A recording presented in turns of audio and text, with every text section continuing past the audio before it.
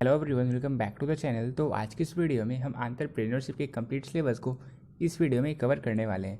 यहाँ हम इसके हर एक पॉइंट्स को कवर करने वाले हैं, इसके एग्जाम पैटर्न। फिर एग्जाम सेंटर पर आप जब एग्जाम सेंटर पर इसके क्वेश्चंस को आंसर कर रहे होगे तो ये टोटल 70 मार्क्स का होता है। तो वो होता है आपका थ्योरी का पेपर। तो थ्योरी के पेपर में आपको कितने ऑब्जेक्टिव सॉल्व करने हैं, कितने सब्जेक्टिव सॉल्व करने हैं, हो कितने टाइम के अंदर सॉल्व करना है, ताकि एग्जाम सेंटर पर आप अपने टाइम को इफेक्टिवली मैनेज कर पाओ। यानी कि शॉर्ट को कितने टाइम में सॉल्व कर लो, लॉन्ग को कितने टाइम में सॉल्व कर लो, ऑब्जेक्टिव को कितने टाइम में सॉल्व कर लो, क्योंकि आपको जो ऑब्जेक्टिव क्वेश्चन मिलेंगे उनका आंसर आपको OMR शीट में से करना रहता है। और वो जो OMR शीट होता है वो एग्जाम के कुछ टाइम बाद आपसे ले ली जाती है। तो टाइम आप किस तरीके से इफेक्टिवली मैनेज कर पाओगे, इन सभी चीज़ों को मैं इस वीडियो में बताने वाला हूँ। और साथ ही साथ आपके जो प्रैक्टिकल का पेपर होगा, प्रैक्टिकल जो आपका होगा 30 मार्क्स का होता है एग्जाम के पहले, एक महीने पहले। तो वो जो मार्क्स आपको मिलेंगे किस बेसिस पर मिलेंगे, आपको क्या कुछ करना पड़ता है, वो सारी चीज़ों को हम इस वीडियो में कवर करेंगे। और फिर मैं आपको ये भी बताऊंगा कि कौन से बुक्स आपको फॉलो करने चाहिए, कौन से बेस्ट बुक हैं आपके एंटरप्रेन्योरशिप के कंप्लीट सिलेबस को कवर करने के लिए, और कौन से चैनल हैं जिनके थ्रू आप एंटरप्रेन्योरशिप के कंप्लीट सिलेबस को कवर कर सकते हो। ठीक है, सारी चीज़ों को हम इस वीडियो में कवर करेंगे। और फिर मैं आपको ये बताने वाला हूँ कि आपको एंटरप्रेन्योरशिप में कितने चैप्टर्स को पढ़ना है और हर एक चैप्टर से कितने मार्क्स के क्वेश्चन आपसे एग्जाम में पूछ जाते हैं। इन सभी चीज़ों को हम इस वीडियो में कवर करने वाले हैं। स्टार्ट करते हैं इस वीडियो को। सबसे पहले हम ये देखने वाले हैं कि एंटरप्रेन्योरशिप के पेपर का पैटर्न क्या होने वाला है, यानी कि इसके एग्जाम पैटर्न को भी हम देखने वाले हैं। अब EPS का जो हमारा सब्जेक्ट है, सब्जेक्ट होता है 100 मार्क्स का ही है, लेकिन 100 में से एग्जाम सेंटर पर हमें 70 मार्क्स के क्वेश्चंस को सॉल्व करना होता है। ठीक है, एग्जाम सेंटर पर हमें जो 70 मार्क्स के क्वेश्चन को सॉल्व करना होता है वो होता है हमारा थ्योरी का पेपर। और बाकी के बचे 30 मार्क्स हमें मिलते हैं प्रैक्टिकल से। और प्रैक्टिकल हमारे फाइनल एग्जाम से एक महीने पहले, यानी कि जनवरी की स्टार्टिंग में हमारे कॉलेज में लिया जाता है। और प्रैक्टिकल में आपको किस बेसिस पर मार्क्स मिलते हैं ये हम कुछ देर में ही कवर करेंगे। पहले मैं आपको ये बता देता हूँ कि आपका जो थ्योरी का पेपर होगा इसका क्या पैटर्न है। तो देखो, थ्योरी का जो पेपर होगा 70 मार्क्स का, ये 2 सेक्शन में डिवाइड होता है, सेक्शन A और सेक्शन B। सेक्शन A में आपको सिर्फ और सिर्फ ऑब्जेक्टिव टाइप क्वेश्चंस मिलते हैं। सेक्शन A में आपको सिर्फ और सिर्फ ऑब्जेक्टिव टाइप क्वेश्चंस मिलते हैं, और हर एक ऑब्जेक्टिव क्वेश्चन होता है 1 मार्क्स का। आपको टोटल 35 क्वेश्चन को सॉल्व करना होता है। इस तरीके से सेक्शन A का टोटल वेटेज हो गया 35 मार्क्स का। ठीक है, इसके अलावा हमारा जो नेक्स्ट सेक्शन होता है वो होता है सेक्शन B। और सेक्शन B में आपको मिलते हैं शॉर्ट टाइप क्वेश्चन और लॉन्ग टाइप क्वेश्चन। और इधर आपको टोटल 10 शॉर्ट टाइप क्वेश्चन को सॉल्व करना होता है। और शॉर्ट टाइप का हर एक क्वेश्चन होता है 2 मार्क्स का, यानी कि शॉर्ट का टोटल वेटेज हो गया 20 मार्क्स का। वही लॉन्ग का जो टोटल वेटेज हो गया वो 15 मार्क्स का इस तरीके से होता है, क्योंकि हर एक क्वेश्चन होता है 5 मार्क्स का, और आपको टोटल 3 क्वेश्चन को सॉल्व करना होता है। तो इस तरीके से लॉन्ग का हो गया टोटल 15 मार्क्स। तो सेक्शन B का टोटल वेटेज हो गया 35 मार्क्स का, और सेक्शन A का भी टोटल वेटेज हो गया 35 मार्क्स का। अब आपको मैं और ये बताने वाला हूँ कि 2023 के पेपर में आपको कितने कितने क्वेश्चंस मिलने वाले हैं, और उन कितने कितने क्वेश्चंस में से आपको कितने कितने सॉल्व करना है। इसके पहले मैं आपको ये दिखा देता हूँ कि पिछले साल कितने पूछे गए थे। ये 2021 का क्वेश्चन पेपर है, आप देख सकते हो। फुल मार्क्स है 70 और पेपर कोड आपका दिया हुआ है 218। तो 21 का पेपर, 22 का पेपर, ये दोनों बिल्कुल सेम ही था। ठीक है, पैटर्न दोनों का सेम ही था। देख सकते हो आप, टोटल नंबर ऑफ क्वेश्चन आपको दिया हुआ है 70 + 20 + 6 = 96। तो यहाँ पे आपको टोटल 35 ऑब्जेक्टिव टाइप क्वेश्चन को सॉल्व करना था, लेकिन आपको डबल ऑप्शन मिले थे, आपको मिले टोटल 70 ऑब्जेक्टिव क्वेश्चन। लेकिन अब 2023 में अब आपको जो क्वेश्चन मिलने वाले वो होने वाले हैं 42 ऑब्जेक्टिव टाइप क्वेश्चन, और उन 42 में से आपको सॉल्व करना है 35 क्वेश्चन को। मैंने आपको ऑलरेडी बता रखा है कि हर एक क्वेश्चन होता है 1 मार्क्स का। इस तरीके से टोटल ऑब्जेक्टिव का वेटेज हो गया 35 मार्क्स का। ठीक है, तो अब आपको मिलेंगे टोटल 42 ऑब्जेक्टिव टाइप क्वेश्चन। और अगर ऐसा है कि आपने 37 क्वेश्चन, 38 क्वेश्चन को सॉल्व कर लिया, तो स्टार्टिंग के 35 क्वेश्चन जिन्हें आपने सॉल्व किया है वही क्वेश्चन चेक होंगे, और बाकी के बचे जितने भी क्वेश्चन जिन्हें आपने सॉल्व किया वो कंसिडर नहीं किए जाते, यानी कि उन्हें देखा नहीं जाता। ठीक है, जो आपके स्टार्टिंग के क्वेश्चन है जिन्हें आपने सॉल्व किया, बस उन्हीं 35 क्वेश्चन को चेक किया जाएगा और बाकी क्वेश्चन छोड़ दिए जाएंगे। इसके अलावा आपका जो शॉर्ट टाइप क्वेश्चन होता है, तो 2021 में, 22 में आपसे पूछे गए थे टोटल 20 शॉर्ट क्वेश्चन, लेकिन अब आपसे पूछे जाएंगे टोटल 18 शॉर्ट क्वेश्चन, यानी कि 2 शॉर्ट क्वेश्चन अब आप कम रहने वाले हैं। और क्योंकि हर एक शॉर्ट क्वेश्चन होता है 2 मार्क्स का, इस तरीके से टोटल वेटेज हो गया 20 मार्क्स का। फिर बात करें लॉन्ग की, तो लॉन्ग में आपको पहले मिलते थे टोटल 6 लॉन्ग क्वेश्चन, अब आपको मिलेंगे टोटल 5 लॉन्ग क्वेश्चन, यानी कि अब एक लॉन्ग क्वेश्चन कम रहने वाला है। और क्योंकि हर एक लॉन्ग क्वेश्चन होता है 5 मार्क्स का, तो इस तरीके से लॉन्ग का टोटल वेटेज हो गया 15 मार्क्स का। ठीक है, और देखो एक चीज़ जो मैं आपको बताना चाह रहा था वो ये है कि मैंने आपको अकाउंट्स में बताया, BST में बताया, इकोनॉमिक्स में बताया कि किस तरीके से आपको टाइम को मैनेज करना है। आपको ऑब्जेक्टिव में कितना टाइम देना है, आपको शॉर्ट में कितना टाइम देना है, लॉन्ग में कितना टाइम देना है। लेकिन ईपीएस में क्योंकि क्वेश्चन आपको बहुत कम सॉल्व करने, आपको 35 ऑब्जेक्टिव क्वेश्चन सॉल्व करने, आपको 10 शॉर्ट क्वेश्चन सॉल्व करने और आपको 3 ही लॉन्ग क्वेश्चन को सॉल्व करना, आपको टाइम मिल रहा है टोटल 3 आवर। तो 3 आवर बहुत ज़्यादा टाइम होता है और इस टाइम में आप इजीली सारे क्वेश्चंस को सॉल्व कर सकते हो। मतलब 30 से 40 मिनट तो बहुत ज़्यादा है, आपको ऑब्जेक्टिव सॉल्व आप इजीली कर लोगे क्योंकि सारे थियोरेटिकल टाइप के होते हैं। बस जो टाइम जाएगा वो आपको क्वेश्चंस को ओएमआर शीट पर कलर करने में ही जाएगा, तो आप मतलब इजीली सॉल्व कर दोगे। यहाँ पे मुझे नहीं लगता कि मुझे टाइम बताने की कोई ज़रूरत भी है कि किस तरीके से आप टाइम को मैनेज करो। और कई बातें तो मैंने आपको हर एक सब्जेक्ट के सिलेबस की वीडियो में बता रखी है। जैसे आपको स्टार्टिंग के 15 मिनट बस क्वेश्चंस को रीड करने के लिए मिलते हैं और उस टाइम ड्यूरेशन में आप अपनी आंसर कॉपी पर कुछ भी लिख नहीं सकते हो। इसके अलावा आपके जितने भी ऑब्जेक्टिव टाइप क्वेश्चंस होते हैं उनमें कोई भी निगेटिव मार्किंग नहीं होता और जितने भी शॉर्ट टाइप क्वेश्चन है उन्हें आपको 30 से 40 वर्ड के बीच में आंसर करना होता है और जितने भी लॉन्ग टाइप क्वेश्चन है उन्हें आपको लगभग 6 पॉइंट्स में आंसर करना होता है, तभी आप 5 मार्क्स सिक्योर कर पाओगे आपके लॉन्ग टाइप क्वेश्चन में। तो ये सारी चीज़ें तो मैंने आपको डिटेल में हर एक सब्जेक्ट के सिलेबस की वीडियो में बता रखी है और वो सारी वीडियो आपने ऑलरेडी देख रखी है, ठीक है। तो मुझे वहाँ पर फिर से ये बातें इधर रिपीट करने की ज़रूरत है भी नहीं। अब हम ये देखने वाले हैं कि जो हमारा प्रैक्टिकल होता है 30 मार्क्स का, यहाँ पे किस तरीके से हमें मार्क्स मिलते हैं। तो देखो, आपको यहाँ एक प्रैक्टिकल कॉपी प्रिपेयर करना होता है, आपको यहाँ पे केस स्टडी प्रिपेयर करनी होती है, उसे शो करना होता है और आपको एक प्रोजेक्ट रिपोर्ट भी शो करना होता है, ठीक है। आपका जो प्रोजेक्ट रिपोर्ट होता है वो होता है 10 मार्क्स का।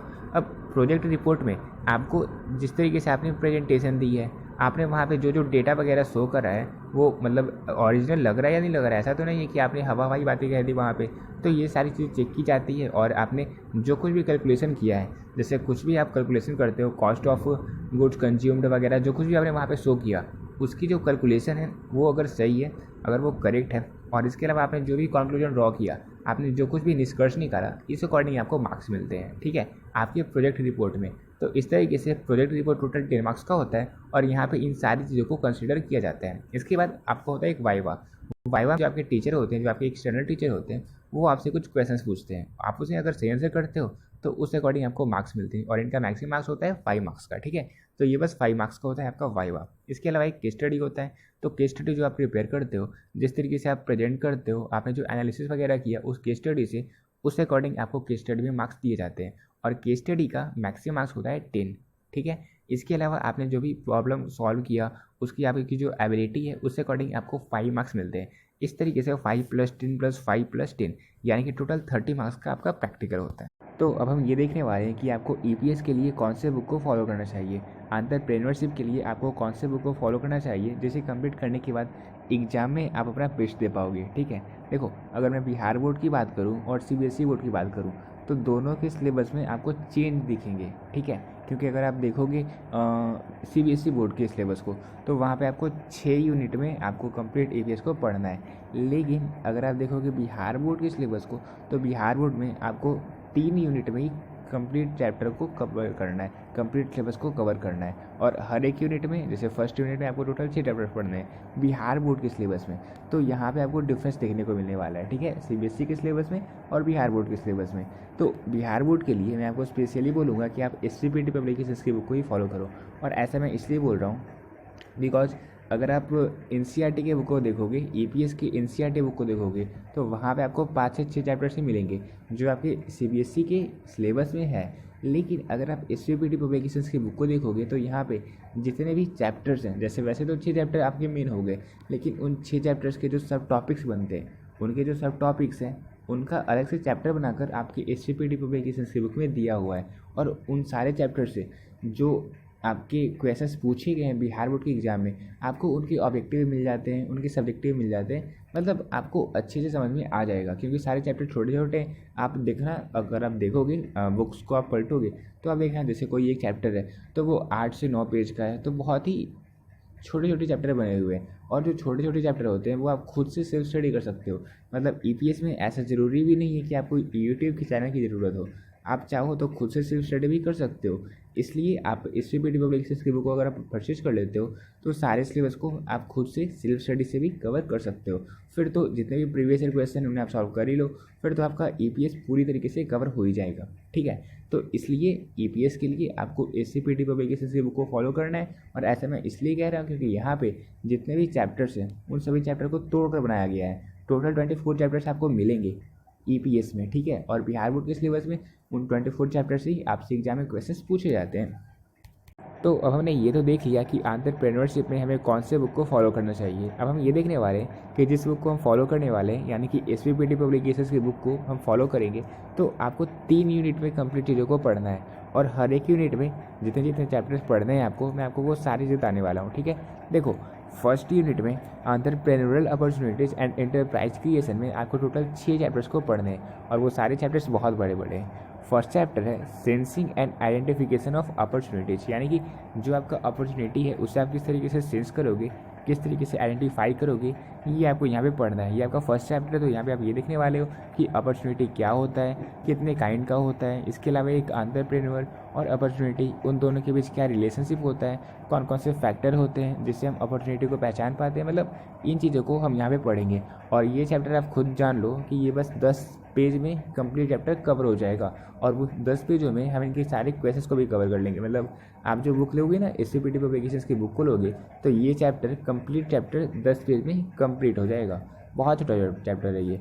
इसके अलावा सेकंड चैप्टर है एनवायरमेंटल स्कैनिंग का। तो एनवायरमेंटल स्कैनिंग में आप ये देखने वाले हो कि इन्वायरमेंट का क्या इंपॉर्टेंस होता है, इसके अलावा हमारा जो एनवायरमेंट होता है वो कितने टाइप का होता है, कौन कौन से फैक्टर होते हैं जो एनवायरमेंटल स्कैनिंग को, यानी कि जो हमारा पर्यावरण है उसे जो हम स्कैन कर रहे हैं ताकि हमारा जो बिजनेस है वो अच्छी तरीके से रन कर पाए, तो कौन कौन से फैक्टर होते हैं जो इन्हें अफेक्ट करते हैं, और प्रोजेक्ट अप्रेजल क्या होता है, ये सारी चीज़ों को हम यहाँ पे सेकेंड चैप्टर में कवर करने वाले हैं। और ये चैप्टर भी बेयरली 10 पेज का है। इसके अलावा आपको मैं थर्ड चैप्टर बताऊँ तो वो है मार्केट असेसमेंट। तो मार्केट असेसमेंट जैसा कि नाम से ही दिख रहा है, यहाँ पे हम ये देखेंगे कि मार्केट एनवायरनमेंट क्या होता है, क्या इसकी डेफिनेशन है, फिर मार्केट असेसमेंट क्या होता है, और कौन कौन से फैक्टर होते हैं जो अफेक्ट करते हैं मार्केट असेसमेंट को, फिर डिमांड फोरकास्टिंग क्या होता है, इन चीज़ों को हम इसमें कवर करने वाले हैं थर्ड चैप्टर में। फिर चैप्टर नंबर 4 है फिजिबिलिटी स्टडी। तो फिजिबिलिटी स्टडी क्या होता है?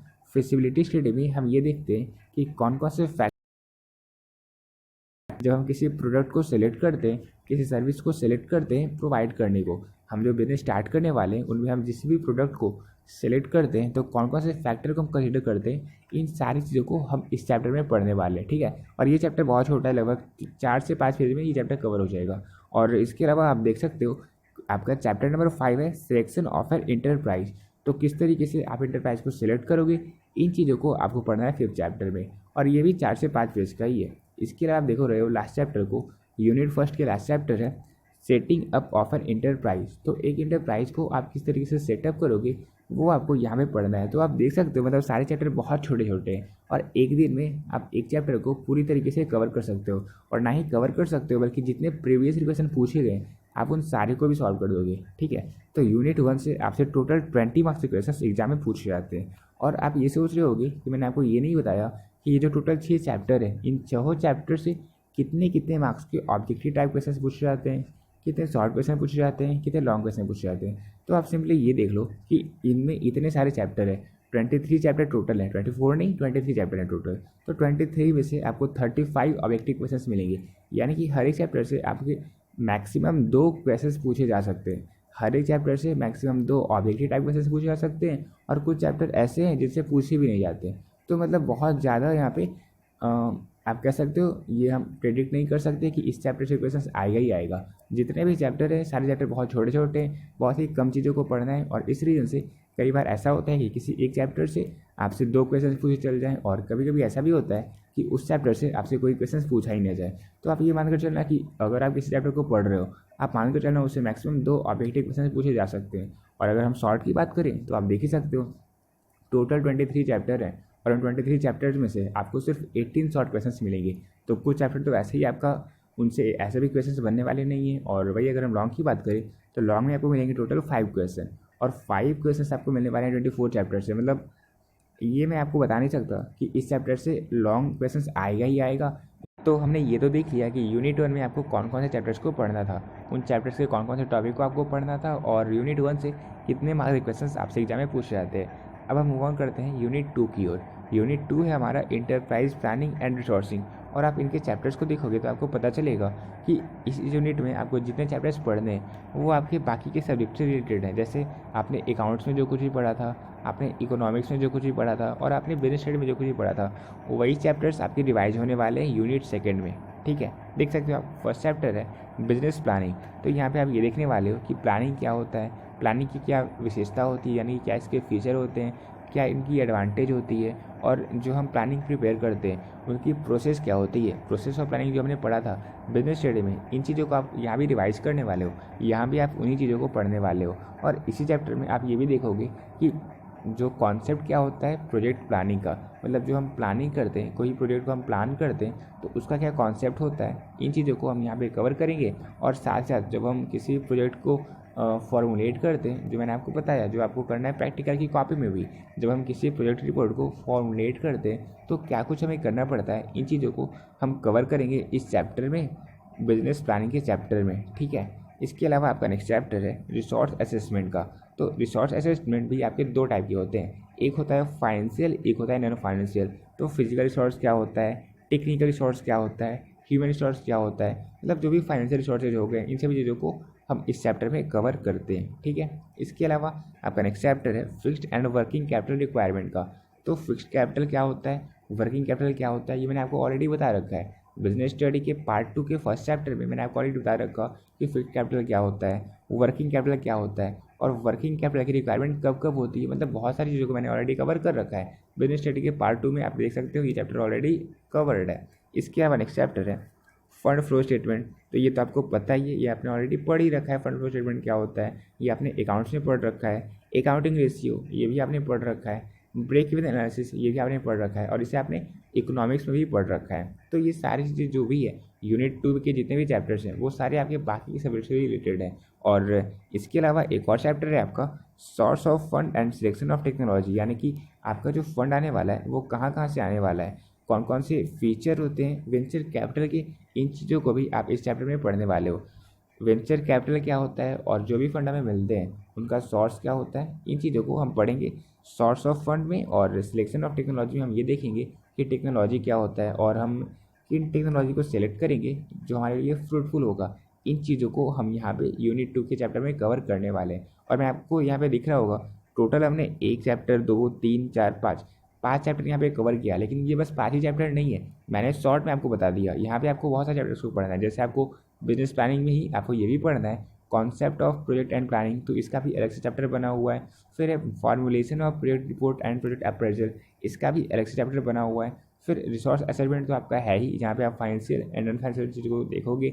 इसके अलावा एक चैप्टर ये भी है fixed and working capital requirement, फिर फंड फ्लो स्टेटमेंट भी है, फिर अलग से अकाउंटिंग रेशियो चैप्टर भी है, फिर ब्रेक इवन एनालिसिस का भी चैप्टर बना हुआ है। मतलब छोटे छोटे चैप्टर्स आपको बहुत सारे मिलने वाले हैं यहाँ पे, और इन्हें आप इजीली सेल्फ स्टडी से कवर कर सकते हो। ठीक है, तो यूनिट 2 का आपका जो टोटल वेटेज होता है वो होता है 20 मार्क्स का।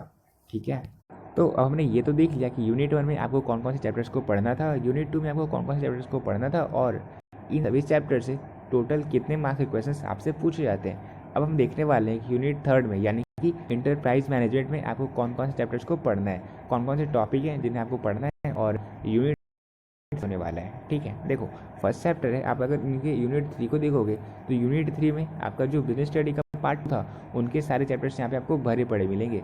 देखो चैप्टर नंबर फर्स्ट है फंडामेंटल ऑफ मैनेजमेंट। तो मैनेजमेंट क्या होता है, ये तो बहुत ही सिंपल सी बात है, मैंने बिजनेस स्टडी में ऑलरेडी आपको पढ़ा रखा है, बता रखा है, आपने बिजनेस स्टडी की वीडियो देखी भी होगी। First chapter, second chapter, complete chapter मैंने एक एक वीडियो में कवर किया है, कंप्लीट चीज़ों को और ट्रिक के साथ। तो उस वीडियो को अगर आपने नहीं देखा तो देख सकते हो। ठीक है, तो यहाँ पे हम ये देखेंगे कि मैनेजमेंट क्या होता है, क्या क्या इनके फंक्शन होते हैं, और एक मैनेजर और इसके अलावा एक एडमिनिस्ट्रेटर, इन दोनों के बीच क्या अंतर होता है, इन चीज़ों को हम यहाँ पे देखने वाले हैं। ठीक है, जो कुछ भी फंक्शन होते हैं मैनेजमेंट के उन चीज़ों को हम यहाँ पे देखते हैं। फिर इसके अलावा नेक्स्ट चैप्टर है production management and quality control. तो यहाँ पे हम ये देख लेते हैं कि जो हमारा प्रोडक्ट प्रोसेस होता है, जो प्राइमरी प्रोसेस होता है, सेकेंडरी प्रोसेस होता है, टर्शियरी प्रोसेस होता है, फिर जो हमारा प्रोडक्ट का डिजाइन होता है, वो जो शेड्यूलिंग करते हैं हम उसे, जो उनकी इंस्पेक्शन करते हैं, उन चीज़ों को हम यहाँ पे पढ़ने वाले हैं। ठीक है, मतलब प्रोडक्शन मैनेजमेंट और क्वालिटी की कंट्रोल हम किस तरीके से कर सकते हैं, उन चीज़ों को हम इस चैप्टर में पढ़ते हैं, और यही बहुत ही छोटा सा चैप्टर है। इसके अलावा नेक्स्ट चैप्टर है आपका मार्केटिंग मैनेजमेंट का। तो आपको याद आ रहा होगा इन सभी को हमने ऑलरेडी पढ़ रखा है, इन सभी चैप्टर को हमने पढ़ रखा है बिजनेस स्टडी के पार्ट 2 के चैप्टर में। ठीक है, पार्ट 2 में आप देखोगे जितने भी चैप्टर्स हैं आपको सारे उनसे रिलेटेड मिल रहे होंगे। तो यहाँ पे आप क्या पढ़ोगे, यहाँ पे आप ये देखोगे कि मैनेजमेंट क्या होता है, मार्केटिंग क्या होता है, फिर मार्केटिंग मैनेजमेंट क्या होता है, फिर इसके अलावा उनके जितने भी टाइप होते हैं, जैसे आप ये देख सकते हो कि मार्केटिंग मिक्स क्या होता है, और जो जो भी एलिमेंट्स होते हैं इन चीज़ों के, ब्रांड क्या होता है, ब्रांडिंग क्या होता है, लेबलिंग क्या होता है, ट्रेडमार्क क्या होता है, मतलब बहुत सारी चीज़ों को आपको यहाँ पे पढ़ना है। पैकेजिंग क्या होता है, इन चीज़ों को आप देखोगे। फिर मार्केटिंग और सेलिंग, इन दोनों के बीच क्या डिफरेंस है, इन चीज़ों को आपको यहाँ पे पढ़ना है। मतलब बिजनेस स्टडी में ही बहुत सारी चीज़ें आपने ऑलरेडी पढ़ रखी है और उन्हीं चीज़ों को आपको यहाँ पे रिवाइज भी करना है। तो अगर आप इनके चैप्टर्स को पढ़ोगे तो इजीली सारी चीज़ें रिवाइज हो जाएगी और इनके प्रीवियस क्वेश्चन को आपको बिल्कुल सॉल्व करना ही करना है, ठीक है, इसे आप भूलना मत। इसके अलावा आपका नेक्स्ट चैप्टर है सोर्स ऑफ बिजनेस फाइनेंस का। तो आपका जो फाइनेंस है वो कहाँ से आएगा, जो पैसे आने वाले हैं वो कहाँ से आएंगे, इन चीज़ों को हम किस तरीके से पता करेंगे, कहाँ से आ सकते हैं, इन चीज़ों को हम इस चैप्टर में पढ़ने वाले हैं, ठीक है।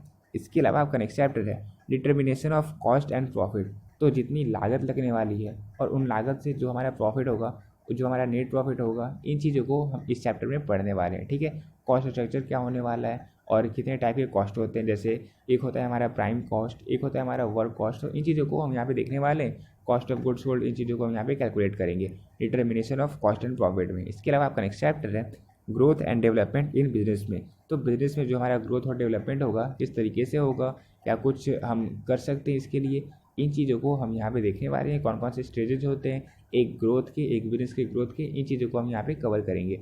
इसके अलावा हमारा जो लास्ट चैप्टर होने वाला है वो है एंटरप्रेन्योर डिसिप्लिन एंड रिस्पॉन्सिबिलिटी का। तो एक एंटरप्रेन्योर के क्या क्या रिस्पॉन्सिबिलिटी होती है और उनकी जो डिसिप्लिन होती है जो उन्हें फॉलो करना होता है, इन चीज़ों को हम लास्ट में कवर करने वाले हैं। तो इस तरीके से यूनिट 3 से आपसे टोटल 30 मार्क्स के क्वेश्चन पूछे जाते हैं। यूनिट 1 से आपसे पूछे गए थे 20 मार्क्स के क्वेश्चन, यूनिट 2 से आपसे पूछे गए थे 20 मार्क्स के क्वेश्चन, और यूनिट 3 से आपसे पूछे जाते हैं 30 मार्क्स के क्वेश्चन, यानी कि इस तरीके से टोटल 70। तो अब हमने ईपीएस के कंप्लीट सिलेबस को इस वीडियो में कवर कर लिया और अब एट द एंड हम ये भी देखने वाले हैं कि कौन से चैनल हैं जिनके थ्रू आप स्टार्ट कर सकते हो अपने ईपीएस के सिलेबस को। लेकिन हाँ, मैं ये भी बोलूँगा कि ईपीएस का कोई भी ऐसा चैनल है नहीं जिन्होंने इफेक्टिवली कंप्लीट चैप्टर को कवर किया हो जिसे आप ब्लाइंडली फॉलो करो। तो अगर आप चाहते हो तो आप किसी चैनल को फॉलो कर सकते हो। कुछ चैनल हैं जिन्होंने कुछ वीडियोज़ को अपलोड किया, तो वो मैं आपको बता सकता हूँ, आप उनके कंटेंट को खुद से चेक करो। क्योंकि जैसे मैंने आपको अकाउंट से बताया, इकोनॉमिक्स से बताया, बिजनेस में बताया है, तो वो मतलब सर्टिफाइड है, मैंने उनसे ही कंप्लीट करा था और सिर्फ उनके थ्रू ही मैं अपने एग्जाम में अपना बेस्ट दे पाया था और फुल कॉन्फिडेंट के साथ। आप देख सकते हो कंटेंट की कमी है नहीं मेरे में। तो उस तरीके से मतलब मैं ईपीएस में बता नहीं सकता आपको कि आप ब्लाइंडली किस चैनल को फॉलो करो ताकि आपको सबसे बेस्ट रिजल्ट मिलेगा ही मिलेगा। आप यहाँ पे आपको खुद से चेक करना पड़ेगा कि कौन से कंटेंट आपके लिए बेहतर है, ठीक है। एक चैनल है अनुसंधान कॉमर्स क्लासेस का, तो यहाँ पे इन्होंने एक प्लेलिस्ट बना रखी है एंटरप्रेन्योरशिप क्लास 12 की। टोटल 24 वीडियोज अवेलेबल हैं, तो आप देख सकते हो, इनकी वीडियो को आप देख सकते हो। इन्होंने कई सारे चैप्टर्स को कम्प्लीटली कवर किया, कुछ चैप्टर बचे हुए हैं, तो आप इनके वीडियोज़ को देखना। अगर आपको वीडियो अच्छा लगे तो आप कमेंट कर सकते हो, तो अगर ये चाहेंगे तो ये वीडियो को अपलोड करेंगे, ठीक है। और कुछ के तो मैंने कमेंट भी देखा था इस चैनल पर, तो जितने भी बच्चे देख रहे हो इस वीडियो को और आपने ऑलरेडी इनकी कंटेंट को देख रखा है, तो आप रेट करो यहाँ पर इस वीडियो में कि कैसा इनका कंटेंट था और कौन कौन से चैप्टर्स इन्होंने अपलोड नहीं किए, ताकि बाकी के जितने बच्चे उन्हें इनके चैनल के बारे में अच्छे से पता चल सके कि इनके कंटेंट अच्छे हैं भी या नहीं है, ठीक है। इसके अलावा एक और चैनल है नॉलेज हंट का। तो देखो 2020 में जब मैं खुद एक स्टूडेंट था ईपीएस का, मैंने भी ईपीएस को चूज़ किया था, लेकिन डमी एडमिट कार्ड आने के बाद मैंने अपने सब्जेक्ट को चेंज कर लिया था। तो स्टार्टिंग के कुछ वीडियोज़ मैंने इनके देखे थे, हालांकि मुझे उतने भी फ्रूटफुल नहीं लगे, बट हाँ, मैंने इनकी कुछ वीडियोज़ को देखा था और उस टाइम इनकी लगभग सारी वीडियोज़ अवेलेबल थे यूट्यूब पर। लेकिन अब मैं देख रहा हूँ इनका जो प्लेलिस्ट है टोटल 6 वीडियो ही अवेलेबल है। तो ऐसा हो सकता है इन्होंने उस प्लेलिस्ट को डिलीट कर दिया होगा, तो आप इनके वीडियो सेक्शन में जाकर इनकी वीडियो को चेक कर सकते हो सकता है एंटरप्रेन्योरशिप का कंप्लीट वीडियो अवेलेबल हो, या ये भी हो सकता है कि इन्होंने अपनी सारी वीडियोज़ को प्राइवेट कर दिया हो। इसके अलावा एक और चैनल है जो मैंने फॉलो किया था, इस अकाउंट विथ अनेकांत चैनल है, और इन्होंने एक प्लेलिस्ट बना रखी है एंटरप्रेन्योरशिप विथ ईच का। तो यहाँ पे इन्होंने एंटरप्रेन्योरशिप के कंप्लीट सिलेबस को कवर किया है, तो इनकी वीडियो आप देख सकते हो, इन्होंने नोट्स फॉर्म में सारे चैप्टर को कवर किया है, ठीक है। तो ये 3 चैनल मैंने आपको बता रखे हैं और आप देखो खुद से कौन से चैनल आपको अच्छे लग रहे हैं, आपको लग रहा है कि आप कंटेंट अच्छे आपको मिल पा रहे हैं, तो आप उन वीडियोज़ को देख सकते हो। अदरवाइज आपकी जो बुक है आप अपने बुक को ही फॉलो करो, वो आपके लिए बेस्ट रहेगा, ठीक है।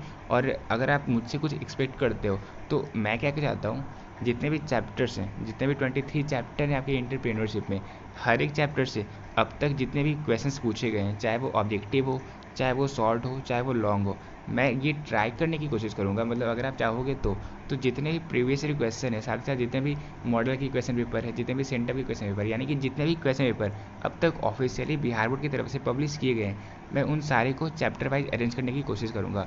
और इस फॉर्म में अरेंज करूँगा, सिस्टमेटिक फॉर्म में अरेंज करूँगा कि आप उस वीडियोज़ को देखोगे तो आपको ऐसा लगेगा कि आप उस चैप्टर की कंप्लीट कॉन्सेप्ट उस वीडियो को देखने के बाद कवर कर पा रहे हो, और एक चैप्टर में ही मैं कंप्लीट वीडियो को कवर कर लूँगा। जिस तरीके से मैंने आपके लिए अकाउंट्स की सीरीज़ को लेकर आया हूँ और हिंदी की सीरीज़ को लेकर आया, सेम उसी तरीके से मैं ईपीएस की सीरीज़ को भी लेकर आ सकता हूँ। लेकिन इसके लिए मैं चाहता हूँ कि आप इस वीडियो को जितना हो सके अपने सारे दोस्तों के साथ शेयर कर दो, ताकि जितना एफर्ट्स मैं लगाऊँ अपनी हर एक वीडियो में, क्योंकि आप देख सकते हो इस वीडियो को मैं अपलोड इसलिए ही कर पा रहा हूँ क्योंकि आपके कमेंट्स आए थे और आपने कमेंट किया, तो आप देख सकते हो 12 बज चुके हैं लगभग, और अभी भी मैं वीडियोज़ को रिकॉर्ड ही कर रहा हूँ। तो आप वीडियोज़ पर कमेंट किया करो, आपको वो चाहिए या नहीं चाहिए। अगर आपको चाहिए होगा तो मैं कोशिश करूँगा, क्योंकि सारे प्रीवियस जितने भी क्वेश्चन हैं, बहुत ही कम क्वेश्चन ईपीएस के भी, लेकिन हर एक चैप्टर से जितने क्वेश्चन पूछे गए मैं सारे को अरेंज करूँगा, चैप्टर वाइज अरेंज करूँगा। तो टाइम बहुत ज़्यादा लगने वाला है, लगेगा ही लगेगा, लेकिन अगर आपको चाहिए हो वो कंटेंट तो आप कमेंट करना। अगर बहुत ज़्यादा बच्चे को इसकी नीड होगी तो मैं कोशिश करूँगा उस प्लेलिस्ट को, यानी कि उस सीरीज़ को जल्द से जल्द लाने की, जहाँ पे मैं एक वीडियो में कंप्लीट चैप्टर के जितने भी प्रीवियस ईयर ऑब्जेक्टिव क्वेश्चन है, सब्जेक्टिव क्वेश्चन है, यानी कि शॉर्ट क्वेश्चन है, लॉन्ग क्वेश्चन है, उन सभी को सिस्टमेटिक वे में कवर करूँ, ताकि एक वीडियो को कंप्लीट देखने के बाद उस चैप्टर के सारे क्वेश्चन जो आपसे एग्जाम में पूछे जा सकते हैं वो इजीली कवर हो जाए और आपको हमेशा के लिए याद हो जाए। ठीक है, तो इस वीडियो में मैंने ईपीएस के कंप्लीट सिलेबस को कवर कर लिया, मैंने आपको सारी चीज़ें बता दी, और उम्मीद करता हूँ ये वीडियो आपके लिए बहुत ज़्यादा यूजफुल रहा होगा। अगर आपको ये वीडियो अच्छा लगा होगा तो वीडियो को लाइक कर सकते हो, लेकिन सबसे इंपॉर्टेंट आप हर एक वीडियो पर कमेंट जरूर किया करो। आप जितने भी वीडियो को देखते हो हर एक वीडियो पर कमेंट किया करो। ठीक है, मिलते हैं अपने नेक्स्ट वीडियो में।